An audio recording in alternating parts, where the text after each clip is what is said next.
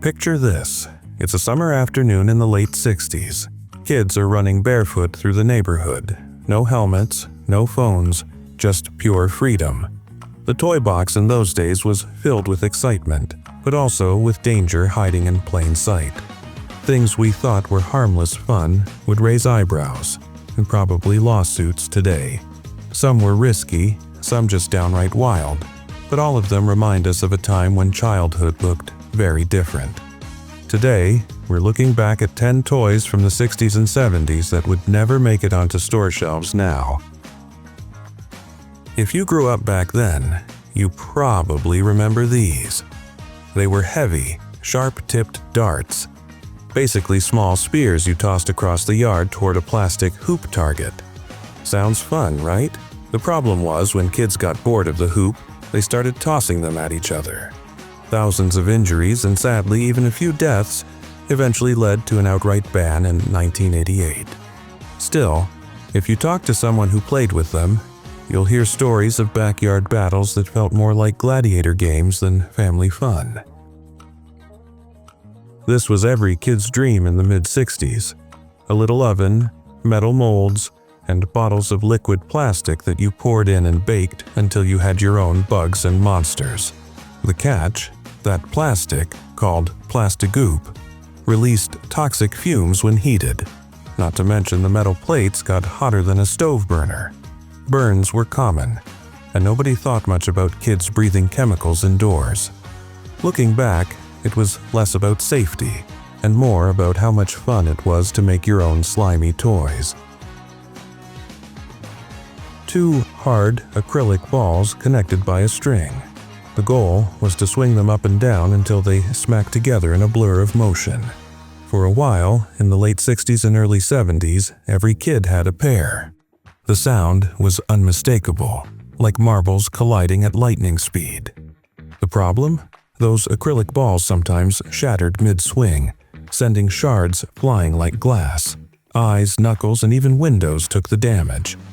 They were banned from schools pretty quickly, but not before leaving a lot of sore hands behind. Yes, you heard that right. In 1950, A.C. Gilbert released a toy lab that actually included small samples of uranium ore. By the 60s it had faded out, but the idea still lingers as one of the wildest toy concepts ever made. It was marketed as the most realistic atomic energy set ever. Real radioactive material in a child's toy box. Can you imagine? At the time, atomic energy felt like the future. Today, the thought of handing a kid uranium feels unbelievable. This one came in the mid-70s and rolled into the early 80s, but it earns its place. The doll had a mechanical mouth that would eat small plastic snacks you fed it. The problem? It didn't stop. Fingers, hair, even clothing got caught in its motorized jaws. Once something went in, it wasn't coming out until the motor stopped. The idea of a hungry doll was fun in theory, but in practice it led to emergency room visits. Cowboys and outlaws were a huge part of playtime in the 60s. This toy took it a step further. It was a belt buckle that fired tiny plastic bullets when you pressed your stomach out. Kids loved the surprise factor, but it doesn't take much imagination to see why it wouldn't fly today.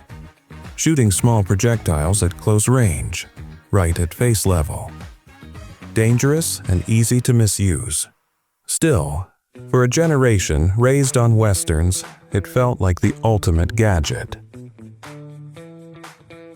These little tubes of goo promised something more than bubbles.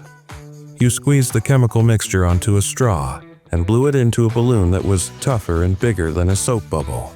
It looked magical, floating around the living room. But the stuff was made of polyvinyl acetate dissolved in acetone. The fumes were flammable, and breathing them in gave kids dizzy headaches. Not exactly the safest way to pass an afternoon. When the TV show hit in the late 70s, toy tie-ins exploded. Mattel released spaceships that fired small plastic missiles. The problem was, The missiles were the perfect size to get lodged in a child's throat. After one tragic choking death, the toys were recalled, and choking hazard warnings became a standard label on packaging. Today, parents are careful with small parts, but back then, those tiny missiles were just part of the fun. Imagine a 7-foot plastic hose attached to your garden spigot, with a big plastic head at the end. Turn on the water, and the head whipped around wildly, spraying kids in unpredictable directions. On a hot day, it was pure joy, but the power of the water made it dangerous. Kids got knocked over, tangled up, and in some cases hurt badly. It disappeared by the late 70s, but people who had one still laugh about the chaos it brought to the backyard. In 1961, Mark's Toys released a toy cannon that fired soft plastic cannonballs up to 35 feet. The design was impressive. It looked just like a Civil War cannon, complete with wheels and a spring-loaded barrel. Kids loved lining it up and firing at their friends. But think about it. Hard plastic balls shooting across the yard at face level. Injuries were almost guaranteed. Looking back, it's wild that a toy like this was ever marketed for children.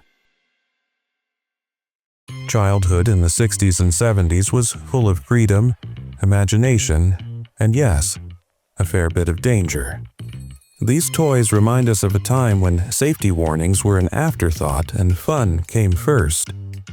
It's a little shocking today, but that's what makes the memories so vivid. Which of these toys do you remember? Or maybe you had one we didn't mention? Let us know in the comments. And if you enjoyed this trip down memory lane, don't forget to like, subscribe, and join us again for more stories from the past.